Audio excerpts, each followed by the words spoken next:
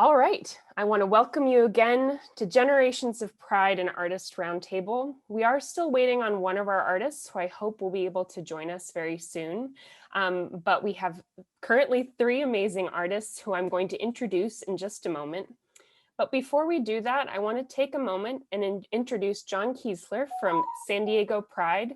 And I wanted to give John a moment to spotlight some of the programs that he does through San Diego Pride, because he coordinates a lot of artist events there. So John, if you wouldn't mind taking the stage and telling everyone about what you do. First, I want to thank the Museum of Art and Bailey and Lucas for hosting this event. It's very important to show inclusiveness, and this is a great way to start the Pride Month. My name is John Kiesler, and I'm the coordinator of a program of the LGBTQ Pride organization called Art of Pride. The aim of Art of Pride is to combat prejudice and discrimination by hosting exhibitions throughout the year. Our premier exhibition is at the Pride Festival in the park in Balboa Park in July. And we feature like about a dozen artists there and their works, and Pride has been very generous, giving us the space at no cost at all. And so there's never an entry fee for our artists for our monthly shows.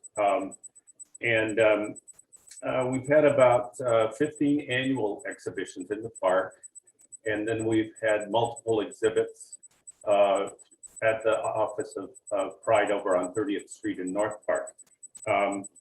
We have featured over the works of over 200 regional established and emerging artists, which is kind of exciting when you think about it. We've got a wide range of people, and it's always so exciting when Pride Month comes around.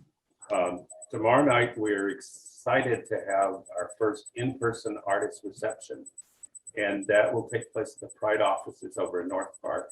And that is our first reception in 16 months. We haven't had a live reception in 16 months. The exhibition is entitled Together Again, and it kicks off San Diego Pride Month. And the show reflects a reconvergence of the unique queer creative experience. If you're an artist, I hope that you will consider showing with us. And I hope I can get to meet people tomorrow night, maybe live at the exhibition. And featuring the works of Vanessa Dubois and Betty Bangs. So 2 of your panelists tonight. So it's exciting to be here, and I look forward to this discussion. Thank you so much, John. And for those who are interested in the exhibition that John mentioned, I've dropped the link to the website in the chat. So if you'd like to follow that link and come to the event, I know everybody would really appreciate it and love to see you there. So thank you so much, John. Thank you for what you do for this community and for its artists. And thank you for being such a huge help in coordinating this event as well. All right, I do want to say we are still waiting on one of our artists. So Jax, if you're here, but if you're using a different name on your Zoom, if you want to just shoot me a little direct message and let me know that you're here, I'll be sure to pin you up with the rest of our panel so that everybody can get to know you a bit better. All right, one moment. Okay, so the next exciting step is to get to know our panel of artists. And I wanted to give everybody the opportunity to see some of their work and to learn a bit about them before we get into our discussion. So I will do that right now.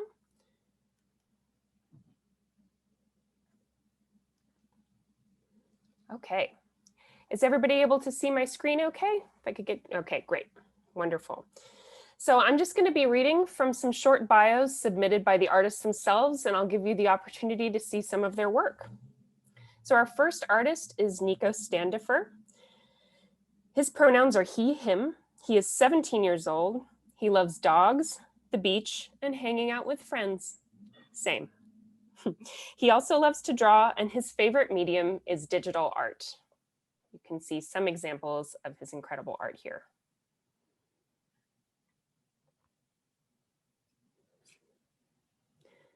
Our next artist, who I'm hoping will be able to join us, is Jax Elton. They are 14 years old and they use he, they pronouns. Jax is a trans-masculine, gender non-conforming, bisexual young person. They like to devote their free time to advocating for trans youth through volunteer spaces and social media. Jax often does this through their art, as it is a form of self-expression. Jax's art acts as a way to get messages across or to blow off steam. To quote Jax, "Art is essential to my queer experiences and has helped me get through a handful of events." Our next artist is, I have a picture of Jax. Our next artist is Vanessa Dubois. I grew up in France with a wonderful, supportive, and loving family. Art has always been a part of Vanessa's life. Oh, she grew up in France, excuse me. And she has always been interested in photography, starting with film photography and switching to digital about 13 years ago. Vanessa is completely self-taught. Shortly after Vanessa moved to California, she had her own coming out moment. Realizing that she was gay, it was an easy move to start volunteering with San Diego Pride. Vanessa has been a photographer with this wonderful organization for almost 20 years. Vanessa has been documenting the beautiful LGBTQ community one click at a time, taking photos for San Diego Pride, the LGBT Center, the Lambda Archives, and pretty much capturing every LGBTQ event in San Diego.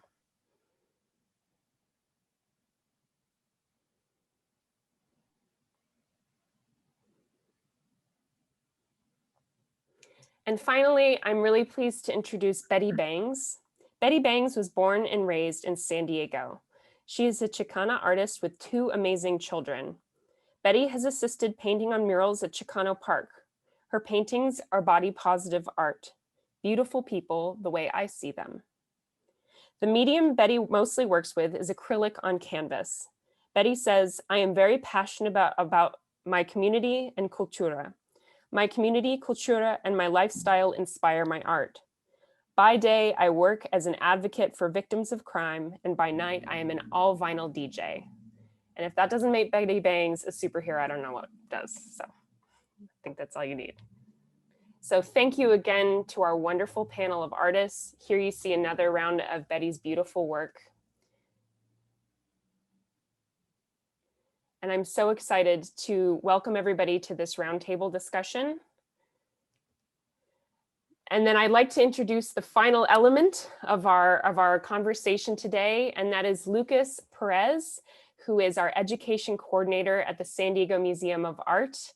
You may have seen him doing a number of workshop tutorials on our YouTube page. If you haven't, please check them out. He's very talented. And he and I also collaborated on a virtual tour through some works in the museum dealing with Pride-related themes last year. So if that sounds interesting to you, I will also find that link and drop it in the chat if you'd like to see that. So without any further ado, I'd like to introduce Lucas, who will be conducting the Artist Roundtable. Thank you. Great. Well, it's a pleasure being here, and it's nice to meet everyone. I wanted to begin with some sort of general flash questions for everyone. And I wanted everyone to have a chance to tell us about your artistic practice in one sentence. So if we would like to start with Betty, please. What's one sentence for your artistic practice? You're on mute. Okay. Hi. My artistic practice is basically body positive, how I see it, and obviously my lifestyle.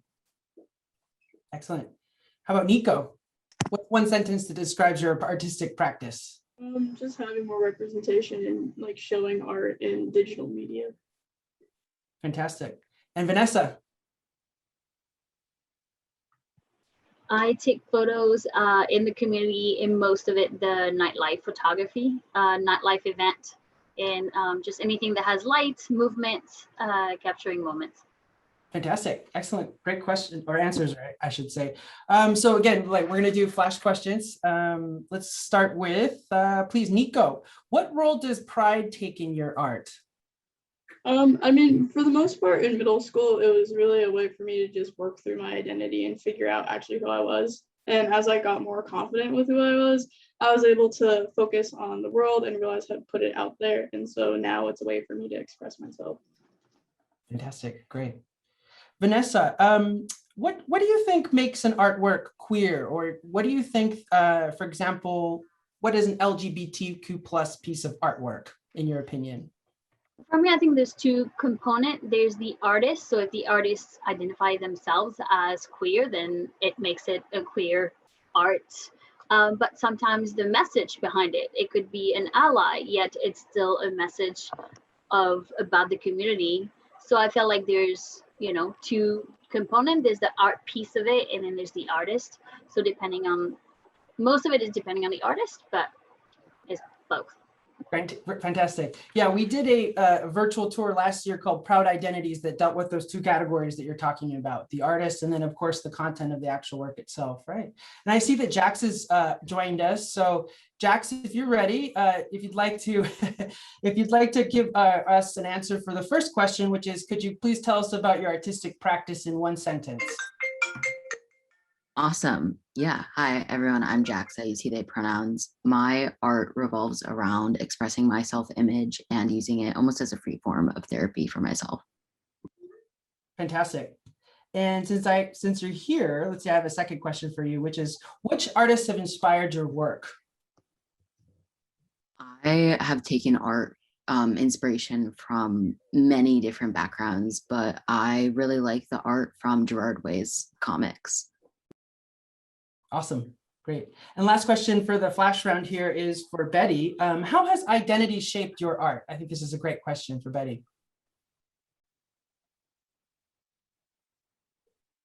I think I practiced all of them except that one. Anyways, identity, I feel that I paint my lifestyle either way.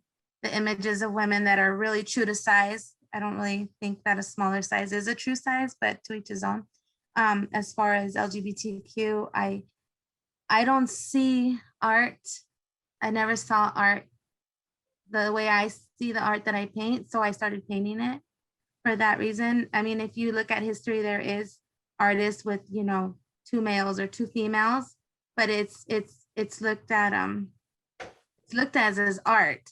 And I've been part of art shows where they look at it and they're like, whoa, that's not PG-13, but it is, it's my art. I made it because it's my form of art. And so yeah, I hope I answered that right. Yeah. Excellent. Wonderful. Okay, so I'm going to get into some more detailed questions for each of our panelists. So beginning with Nico. So I noticed that your digital images are very painterly. They have a lot of depth. There's a lot of color usage. There's a lot of, these almost like painterly strokes that you must be using with some kind of digital tool. So could you tell us, what's your artistic process for creating these images? Of course. So for the most part, I use a digital program called Krita, and I wanted to go from like doing how I do actual traditional art on a digital medium. So when I make traditional art, I'll block out and do like a red background and then paint over it. So I decided to use that method on traditional art or digital art as well. So for the piece I had with like the mermaid is that I'll paint like a solid color and then go over it with brush strokes. And so the way I draw digitally is very similar to the way I draw traditionally. And with the digital art though, a lot of it is making things like blend together so they look more cohesive. And so that's using like similar color palettes and things. Great. And so do you have an actual physical painting practice? Do you actually paint as well on canvas or on paper? Yeah, occasionally. I mean, I haven't had like art classes. I'm mostly self-taught. So what I know, I just kind of do. And so I try to paint, but it's expensive. So that's why digital art has been more for me because it's very readily accessible. And then in the chat, I have like a Wacom tablet. It's like $50. I bought it like 5 years ago and it served me pretty well. It's just like a square of plastic and you have a pen and it's like a mouse pretty much. Great. And so obviously you just gave a tip for aspiring digital artists, but do you have any other additional tips that you'd like to share with us? Yeah, I think my biggest tip is discovering like what works for you in terms of like coloring and style and like designing a style that's really yours, because I take inspiration from like books or like covers that have like digital covers that people have drawn. Like if you go to Barnes and Noble ever, there's all these new young adult novels and they always have digital covers and they're very distinct styles.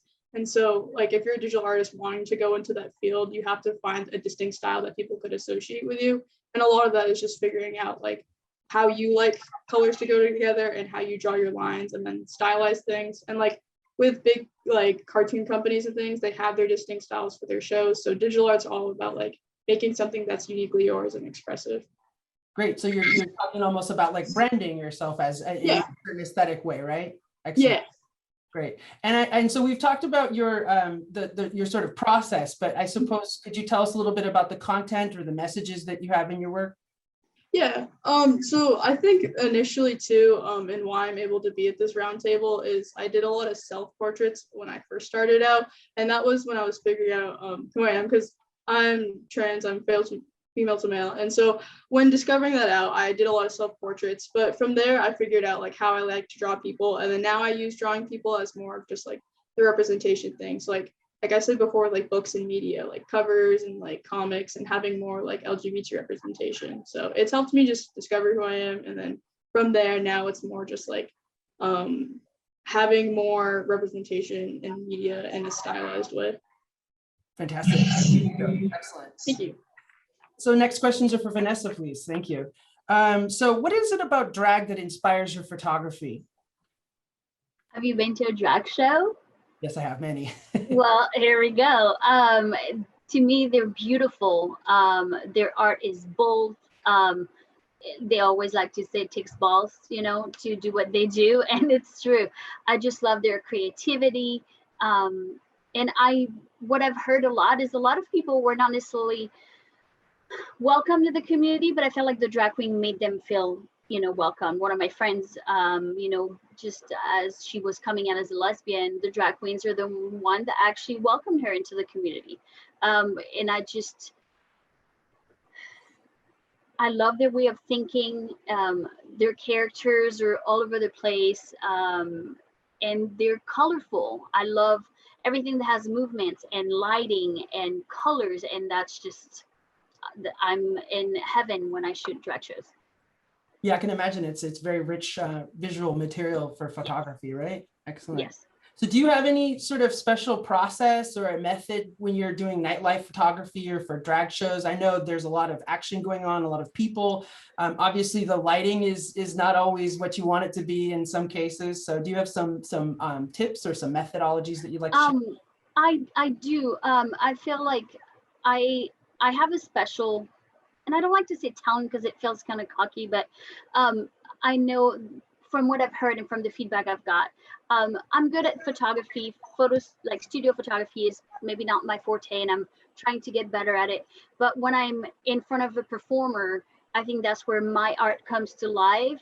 I feel like I connect with them. It's like dancing with them. Like I feel like it's like I'm their partner without them knowing, but I know. But I listen to the music, and I listen and I look at them, and I look at their body language, and I kind of know what's going to happen before it happens. And that's why I think my photography has that kind of like unique part of it, especially with drag shows. But as far as nightlife, it's just, I'm a complete self-taught, so I've never taken any classes. I used to shoot automatic, and then one time one of my friends was like, can you please help me with this wedding, because I do wedding as well. And I was like, sure, I'll be a second shooter. She's like, okay, well, we shoot manual. And I'm like, oh, I never shot manual before. So I got a 5-minute crash course, and then I shoot manual, and it's still sometimes where I mess up, but I kind of play with my camera, and because now I know my camera, I know my flash, so I kind of know what angle to use and what setting to use. But again, it's as it's happening. If somebody calls me and say, hey, what setting do you use for this and that? I'm like, I don't know. I have to be in action doing it. And I adapt with, a lot of time lighting.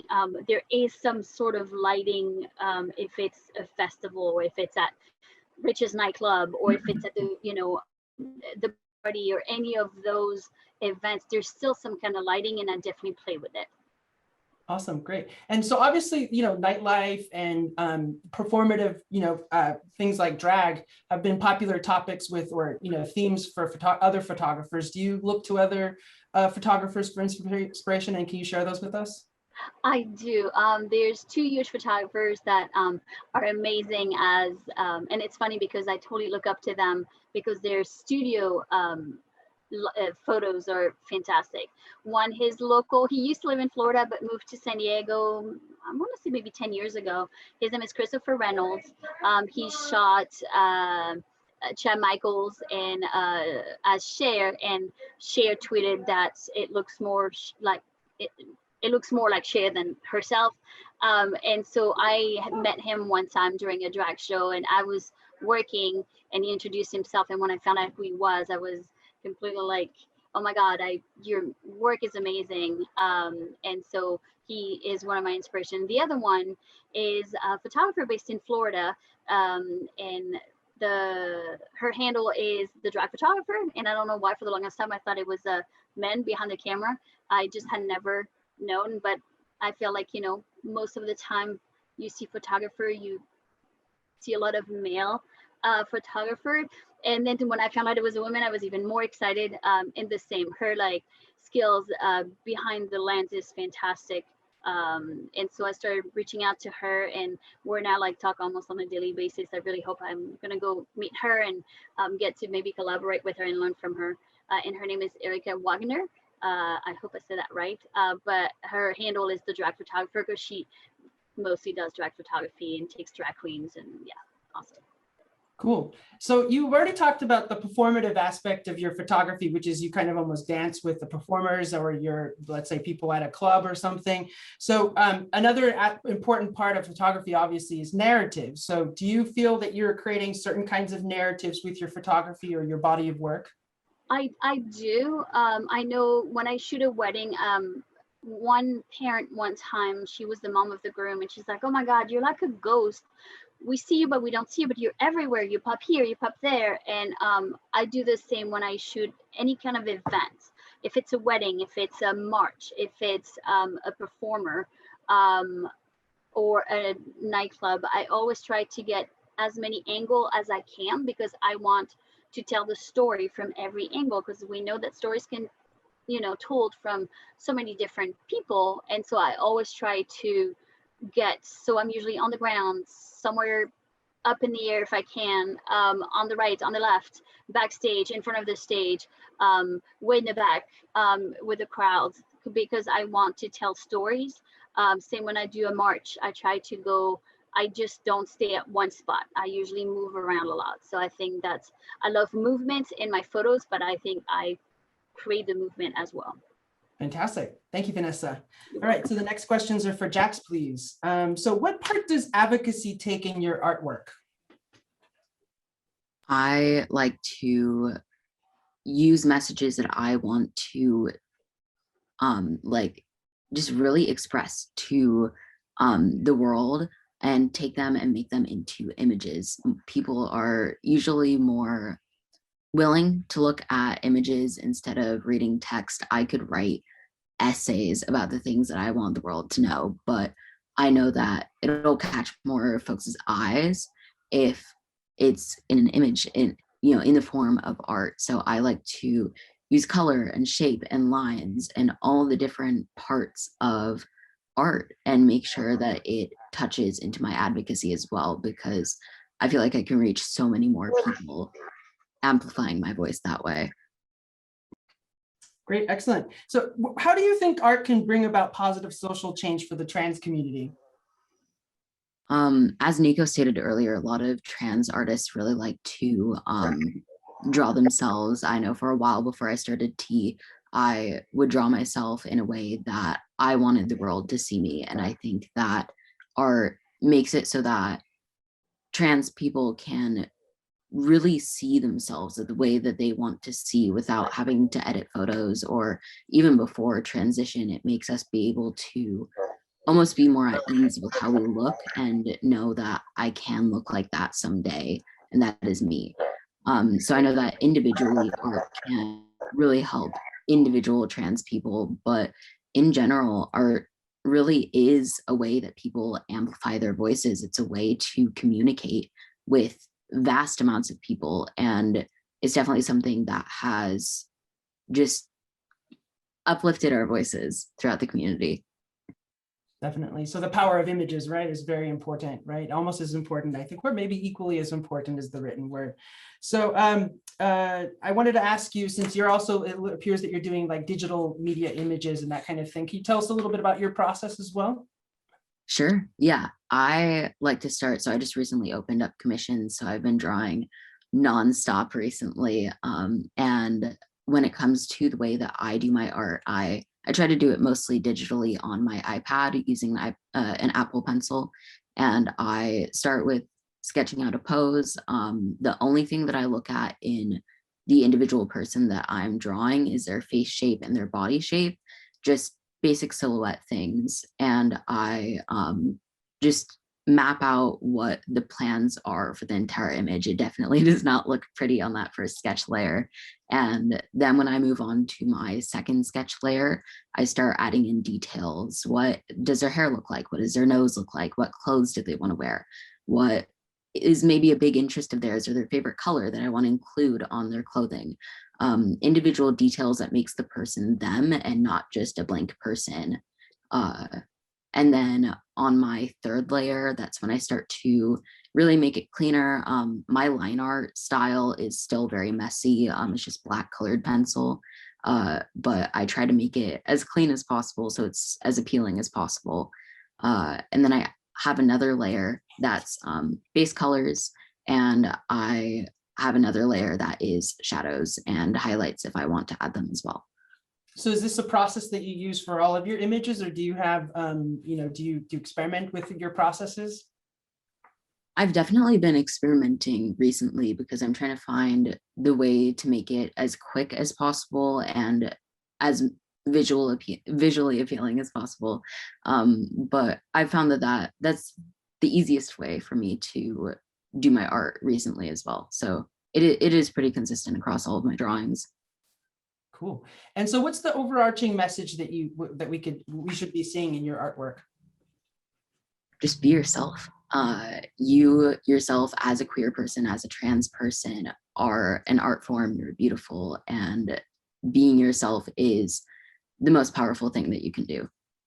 That's a really beautiful universal message. Thank you, Jax. Thank Okay, you. next questions for Betty, please. So I noticed in your profile or your bio that you had this experience working on the Chicano murals in Chicano Park. Could you tell us a little bit more about that experience? Yeah, so I grew up, well, when I was little, obviously my parents really lived really close to that park, so that park's always meant a lot to me. I surrounded myself with a lot of Chicano artists as I started painting more and more.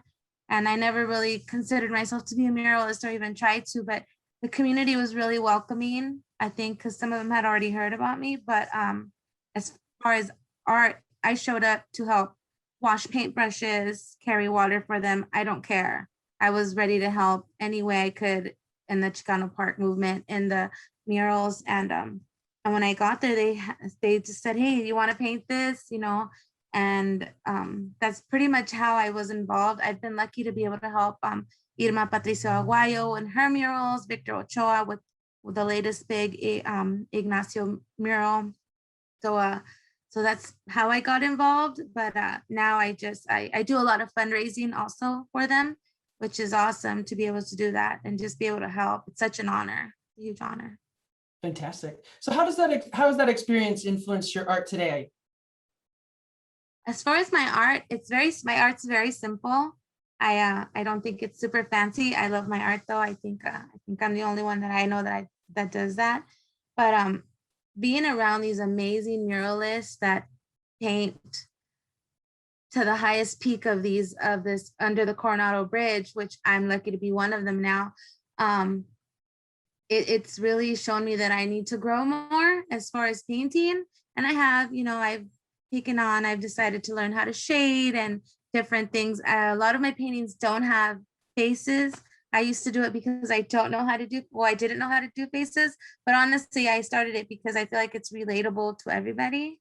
So I feel like being able to paint with these amazing muralists, Chicano muralists, I think that's really influenced me to, I guess, better my art, because I will have my own space somewhere in that park.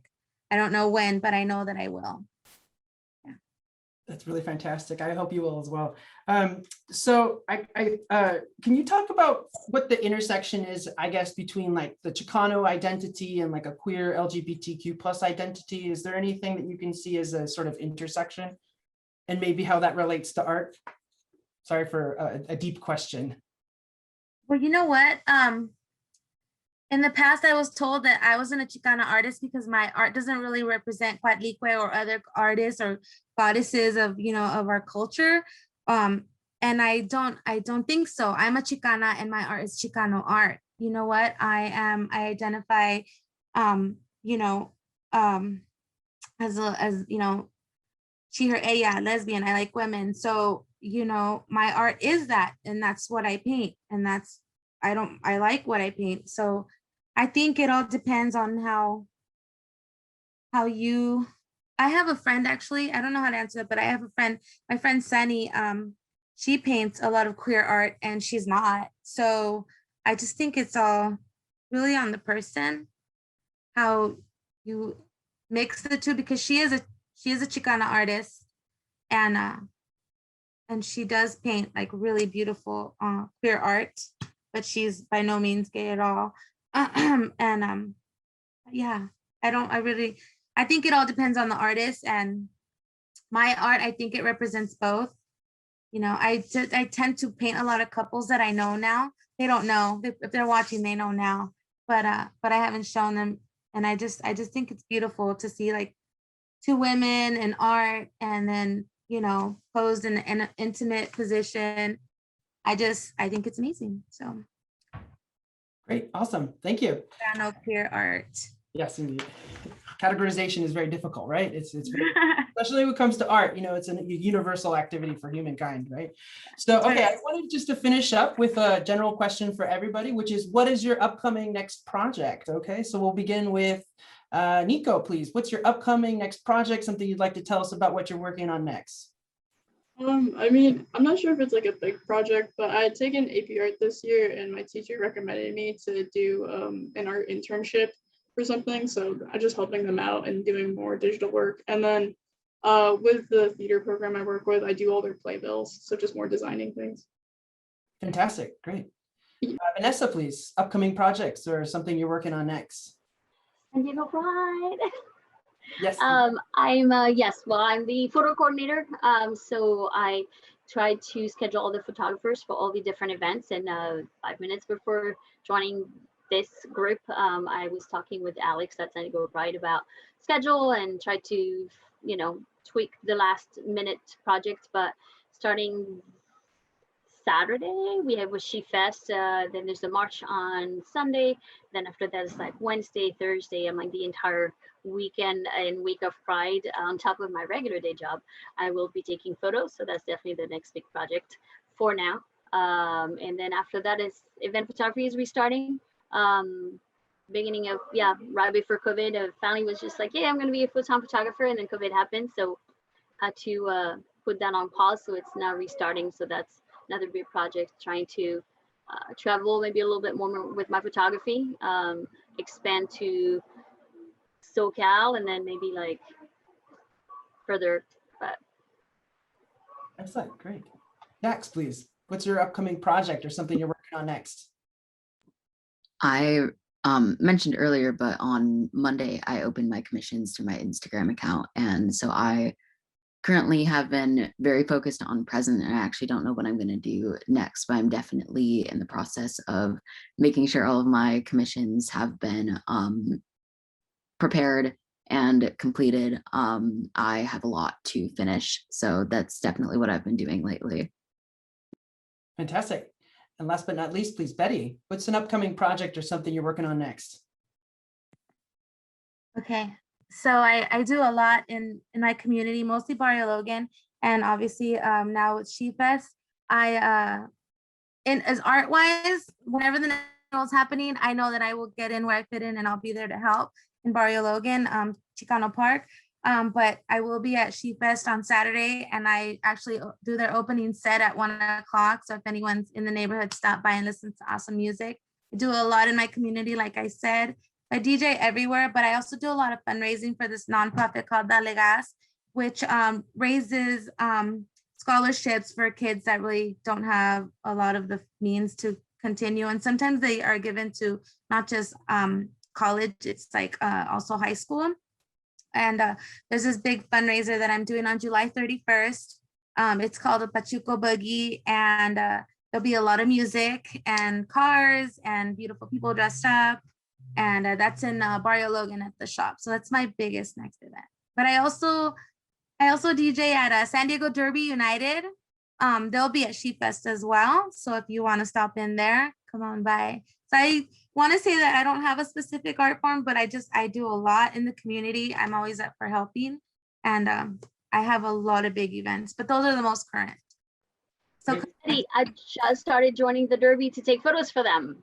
I've been going on Thursday night and Saturday nights at times. So love that. Again, tons of movements, lights for me. So I love it. So can't wait. Come on Wednesday. Come on Wednesday or Cumbia night. Okay, I will. Fantastic. Networking going on live on. Fantastic. Okay, well, that's it for my questions. Thank you very much, artists, for the discussion. I'm going to pass this over now to Bailey, who's going to ask a couple of questions that we have here in the chat. Yeah, so actually we're waiting on a few questions for the chat. So if anyone has any questions for our wonderful artists, including if you want more details about any of the events that they just mentioned, feel free to pop those questions in there, or if any of our artists would like to throw links in the chat, have at it. We do have a question from Shay. How do you balance producing content that you want to produce while feeling the pressure of representing an entire community? And I will say for this section, unless they're directed to any one person, I think anyone who feels moved to answer this question, I would love to hear what everybody has to say about it. So feel free to just chime in where you feel comfortable. I think I can go for this one first. I definitely felt this initially. I feel like when you're younger and you're good at art, that people tell you a lot that there's such a pressure to go into art. And so from a young age, I was like, oh, I have to do something that is productive with my art and actually make things. But at a certain point, you stop, you realize that art should be for you and about yourself. And so I think if it's a career thing, that you definitely have to meet your quota of what you're doing, meet what you're requiring, do your commissions, do your things. But if you're not feeling the art, if it's not coming from you, then it's not going to be worth it. So when people get art block, it's mostly because they don't have inspiration. So I think starting from scratch and figuring out what you really helps you balance making art for you. And because if you make art for you and you're someone who identifies as queer, then it technically is making art for the community. I would also like to pop in. My answer to that is pretty much Nico's answer. But yeah, it's really just making sure that, what you want to make with your art is more important than what other people want to see, because other people should be wanting to see you and what you want to create. And that's really just the most important thing to do when creating art, is making sure that you enjoy it. And so while being productive and making sure that you are representative of as many people as you can in the community is incredibly important. Just make sure to, yes, balance, but also be really generous to what you would like to do.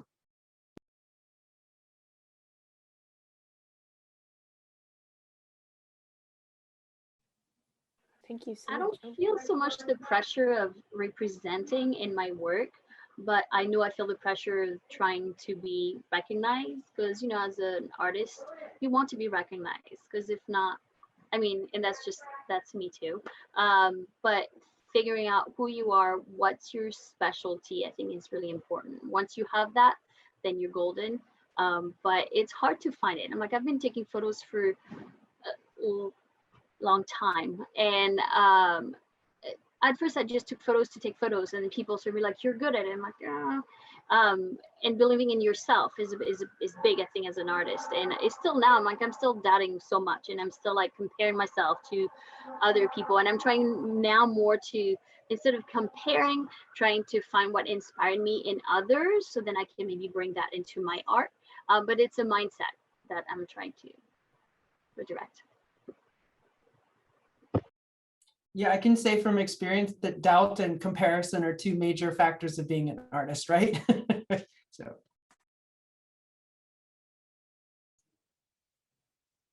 I would also like to add on to what Vanessa said. Finding your style and finding what type of art you'd like to do is super difficult. I had a good like year of getting into digital art, and like I was going back into like the first things I made on my iPad, which was actually coming up on about a year ago, and they're so different compared to what I do now because I was experimenting.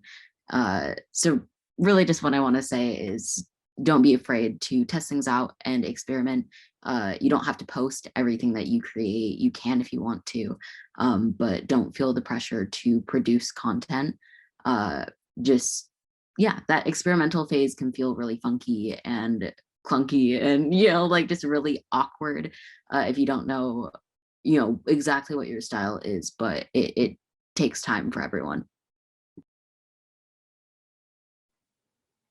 Thank you so much, Jax. And kind of your statement makes me think of another question for everyone.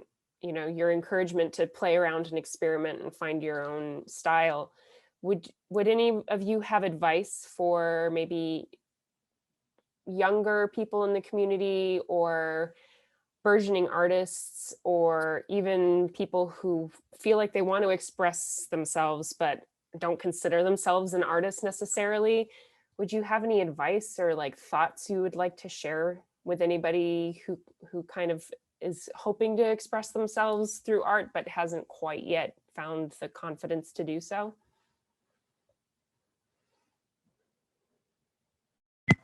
I want to say something. It's to inspire young artists or starting artists. Just create, because those who are creating are artists. I could be a DJ all day, but if I don't play music, if I'm not out there, I don't feel like I am a DJ.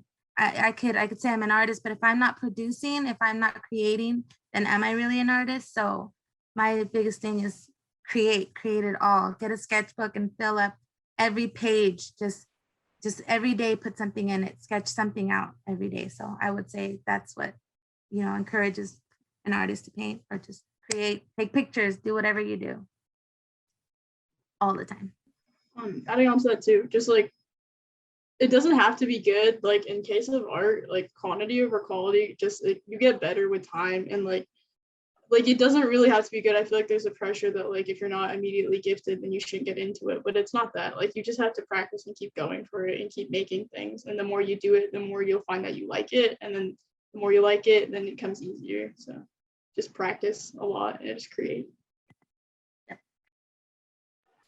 Get inspired, and I feel like what John does, the Art of Pride, is a great way. Go to art shows, connect with community artists, look around, see what you like, and then explore that. And at first it might not be like what, I don't know, like I paint, or actually from being a kid I started drawing, and then I was like, you know, with drawing you can't really do much with it, so I started painting a little bit, but I'm not that great at that either.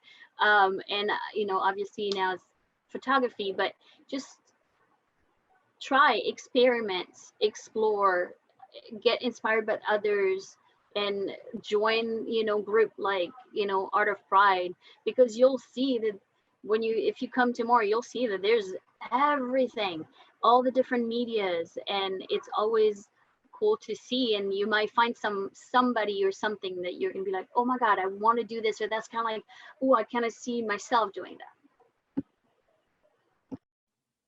Yeah, I sometimes feel like that label of artist is sometimes a big leap for some people to take and to take on themselves. I used to teach those like drink wine and paint a night sky classes, and it'd be amazing that at the end of the night they'd be sitting there with a painting and be like, oh, I'm not an artist. Like, you are.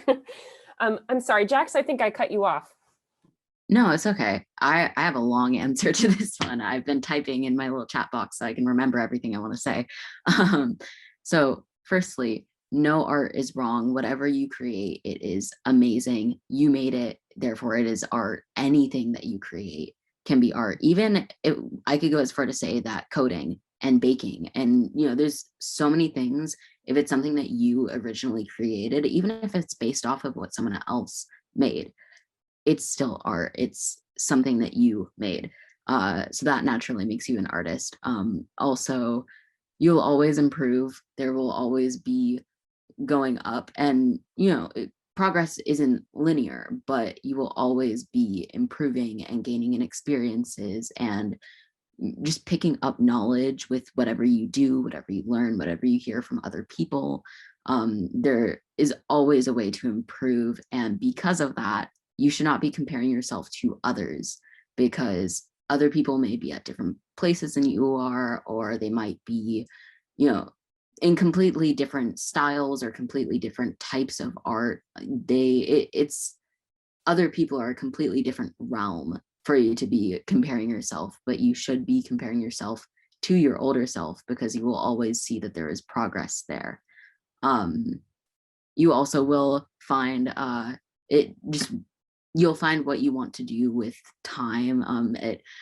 I know my younger self would not want to hear that answer because you just kind of have to wait, but just through time and experimentation, you'll find what you want to do and what feels natural to you if you just do what you feel natural doing. And you'll find that out. I've found that Pinterest is actually like my best friend for advice and inspiration, whether it be taking an image and then drawing it and like looking at the image as I'm drawing it, or seeing pose ideas or references, or even just seeing a picture of someone and thinking, hey, I think I'm going to draw that person. Pinterest is a great place for inspiration. I promise I'm wrapping up.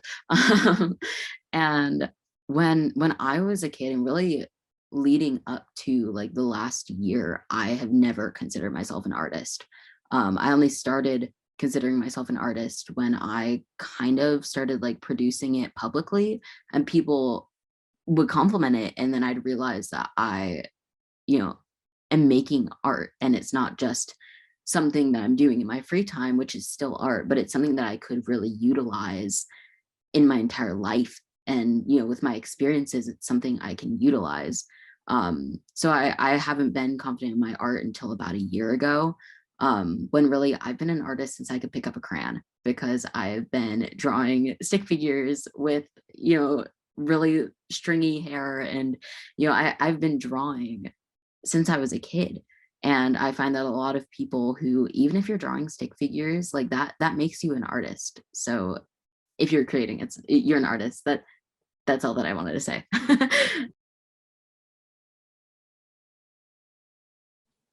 Thank you all. Are there any other questions? If there are, please feel free to put them in the chat. I think Bob Yes. had a question about mentorship. Oh, Bob, I'm sorry, I must have missed it. Oh, yes, I see the question now. So who was a mentor for your artwork, and who do you mentor others to become artists? Again, this is kind of a general question, if anyone wants to jump on it. So if any of you had a particular mentor who influenced your practice, or if there's anyone you feel like you're mentoring right now. My dad.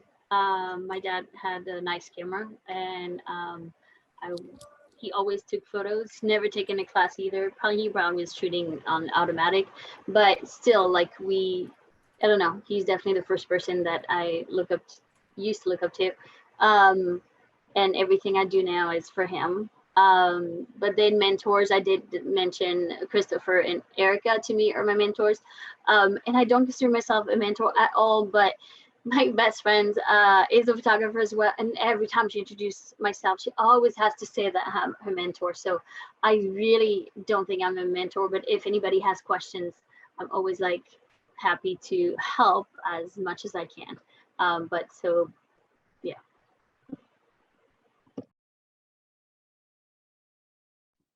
I really just look up to the queer young artist community as a whole.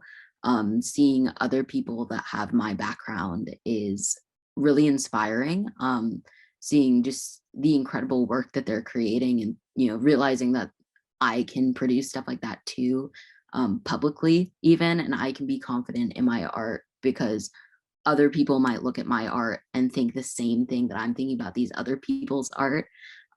It's really inspiring to just see other people from similar backgrounds making stuff that I want to make. And especially when that art is unique to that person. I haven't seen much of my style anywhere. I've definitely taken a lot of different things that I've seen in different artists and applied it to my own. And I think the thing that really stands out to me is when it's distinctly that artist. I'll sometimes see on my Pinterest like a repost of a piece that an artist I follow on Instagram made. And I can immediately look at it without any tags, be like, oh yeah, this person made that, because it's unique to their style. And that's really the biggest inspiration for me. I also, as I mentioned earlier, Gerard Way he's the lead singer of My Chemical Romance, but he's also a comic writer and illustrator. His art and a lot of other comic artists at Dark Horse Comics have stunning pieces, and that style just really stands out to me.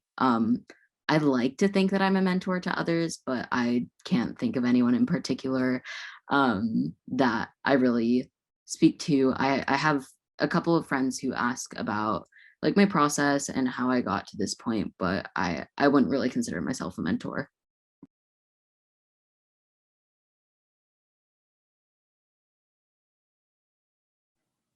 Great. Nico and Betty, any thoughts? And you're fine too. I mean, like, I took AP Art this year, and my teacher was really nice. It was online, but she was the one who recommended the internship to me too. And so I guess just like having an older person give you advice and help you like grow and change. But I'm not sure if I'm a mentor, but like I'd like to help other people learn drawing skills and things. You never know who's going to be looking up to you, who could be watching. Yeah. For myself, if I did have a mentor, it would have to be Ima Patricia Aguayo. She's a close friend of mine, Chicana Park muralist, activist. She's amazing. She has really, actually, she's the one who pushed me into learning how to shade more.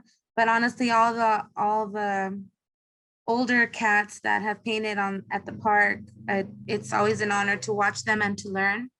So they're mentors without even knowing. And I don't think I have, but I know that I do inspire friends that are like, hey, I want to paint, but I don't know how. And I'm like, just do it.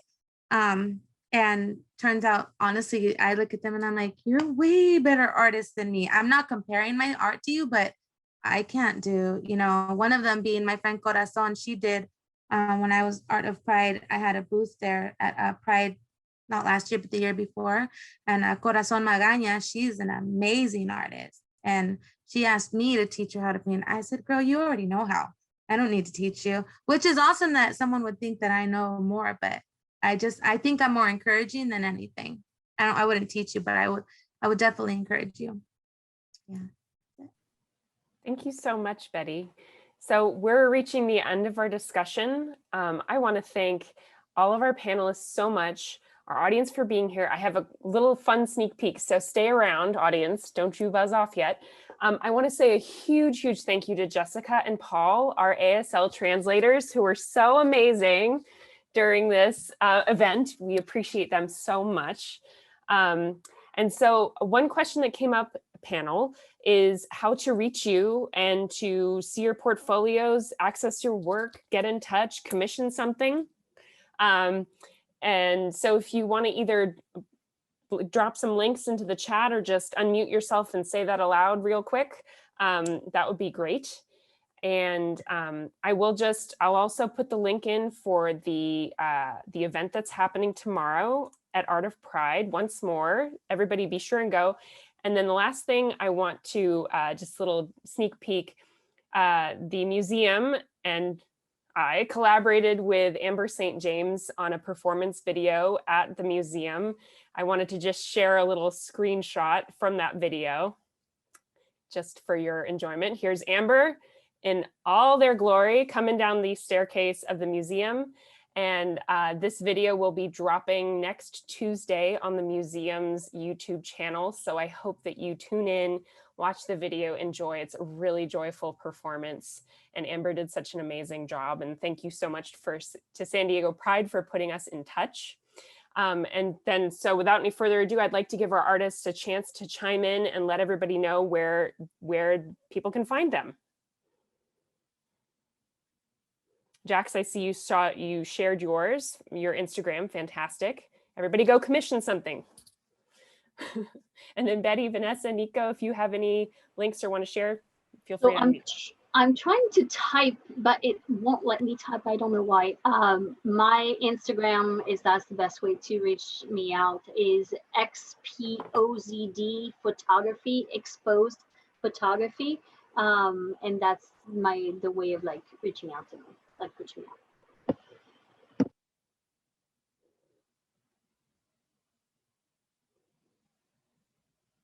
Nico or Betty, do you have any ways that people can find you? I was gonna type it in. You could just find me on Instagram. It's Betty_Bangs.